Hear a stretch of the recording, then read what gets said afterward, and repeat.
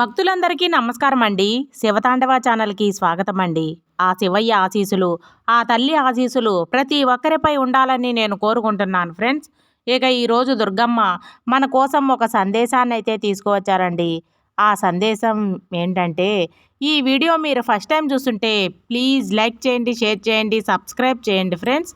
ఈరోజు దుర్గమ్మ అందించేటువంటి సందేశంలో, తల్లి, ఇది నీ మార్గమైతే నా మనసుకు శాంతి ఇవ్వు.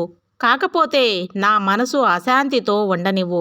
కొంత సమయంలో నీ మనసు నష్టమైపోయింది, శాంతితో నిండిపోతుంది, లేదా అశాంతిలో మునిగిపోతుంది. అప్పుడు నీకు సరైన మార్గం తెలుస్తుంది బిడ్డ. ఇదే నేను నీకు ఇస్తున్న ఆదేశం అని అనుకుంటావో, ఇంకేదైనా అనుకుంటావో, కానీ నువ్వు గుర్తిస్తావు. నీ దుర్గమ్మ ఏం చెప్తుందో ఆలకిస్తున్నావు గదా! కనుక నీకు ఖచ్చితంగా అర్థమయ్యే తీరుతుంది తల్లి. నీకు నా ఆశీర్వాదాలు ఎప్పుడూ ఉంటాయమ్మా. కానీ నువ్వే దాన్ని గమనించుకోలేక ఇన్నాళ్ళు ఉన్నావు. నా బిడ్డ, నమ్మకం అనే పథకంపై భరోసా పెట్టినప్పుడు వస్తుందమ్మా. పరిస్థితులపై కాదు. నీకు కనిపిస్తున్నది భ్రమ, నేను చేస్తున్నది రహస్యం. ఇది జరగబోయేది చమత్కారం. నీ చుట్టూ ఉన్న విషయాలు ఎందుకు చెడిపోతున్నాయి, సంబంధాలు ఎందుకు విడిపోతున్నాయి, స్నేహాలు ఎందుకు దూరమవుతున్నాయి, వ్యక్తులు ఎందుకు మారుతున్నారు, ఎందుకో తెలుసా? నేను నీ జీవితాన్ని శుద్ధి చేస్తున్నాను. నువ్వు కొత్త జీవిత ద్వారం వద్ద నిలబడి ఉన్నావు. పాత తలుపులు మూసేయకపోతే కొత్తవి తెరవబడవు బిడ్డ. నేను నీకు కొత్త వ్యక్తులను, కొత్త అవకాశాలను, కొత్త ఆలోచనలను మరియు కొత్త నిన్ను ఇస్తున్నాను. ఇప్పటి వరకు ప్రపంచం మాటల్లో భయపడటం నేను ఎన్నోసార్లు విరిగిన నీవు కాదు. ఇది నేను నీకు సత్యాన్ని, అసత్యాన్ని గుర్తించే కళ్ళను ఇస్తాను. సత్యమైన వ్యక్తిని నీ ఆత్మ ఇతడు నాది అని చెప్తుంది. నీ శత్రువుల గురించి నువ్వు ఆలోచిస్తున్నావు. నిన్ను మోసం చేసిన వారు, నీ నమ్మకాన్ని విడిచిన వారు, నిన్ను క్రిందకు నెట్టినవారు ఎందుకు ఇప్పటికీ నవ్వుతుంటారు? వారి జీవితంలో బాధ లేదా? నువ్వు కన్నీళ్ల సముద్రంలో మునిగిపోతుంటే వారు ఎందుకు సంతోషంగా ఉన్నారు? నా తల్లి, ఈ ప్రపంచం ఒక రంగస్థలం.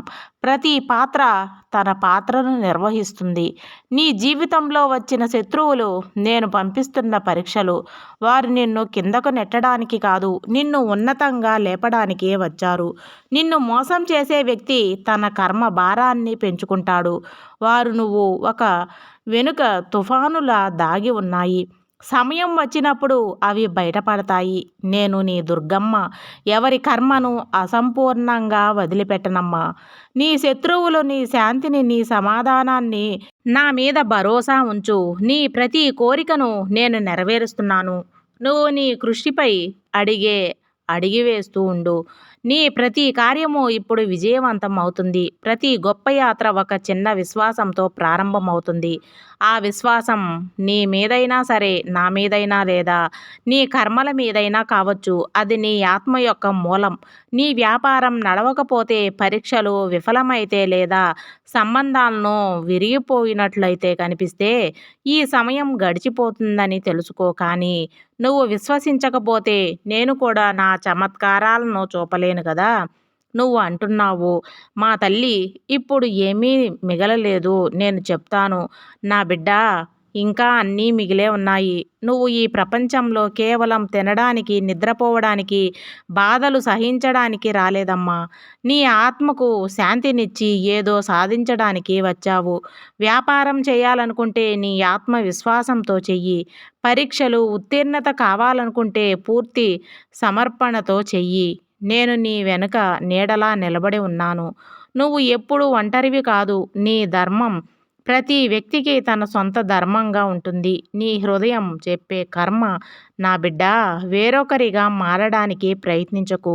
నీలోని గుణాలను, స్వభావాలను, స్వప్నాలను, ఆలోచనలను సాకారం చేసుకో. వ్యాపారమైనా సరే, కళ అయినా సరే, చదువైనా సరే, సాధన అయినా సరే, నువ్వు దాన్ని ధర్మంగా చేస్తే నేను స్వయంగా నీకు మార్గం చూపిస్తాను. నువ్వు నన్ను తక్కువగా భావించడానికి అర్హత లేదు. నేను నిన్ను ఈ భూమిపై ఒక కారణంతో పంపాను. ఉదయం త్వరగానే లేగు.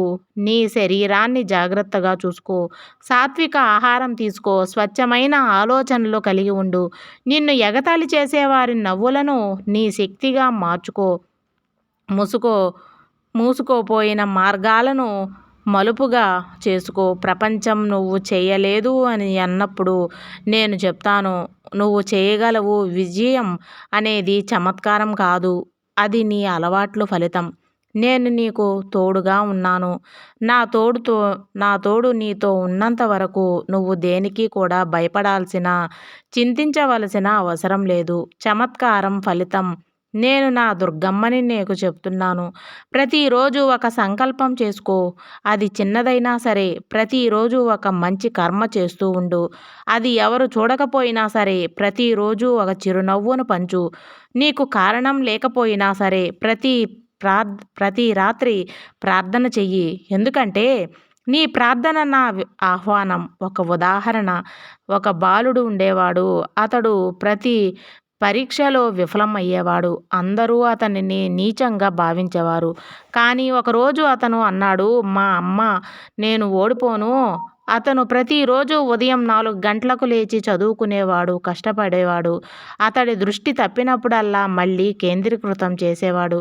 ఒకరోజు అతను టాప్ అయిపోయాడు. అతడు అందరికీ చూపించాడు, నా దుర్గమ్మ అసలు ఉన్నప్పుడు అసాధ్యం సాధ్యమవుతుంది అని. నీవు కూడా బాలుడువు. నీలో కూడా ఆ శక్తి ఉంది. ధనం మరియు సంబంధాలు. ధనం చెడ్డది కాదు. ధనం పట్ల ఆశ చెడ్డది. ధనాన్ని లక్ష్యం కాకుండా సాధన చెయ్యి.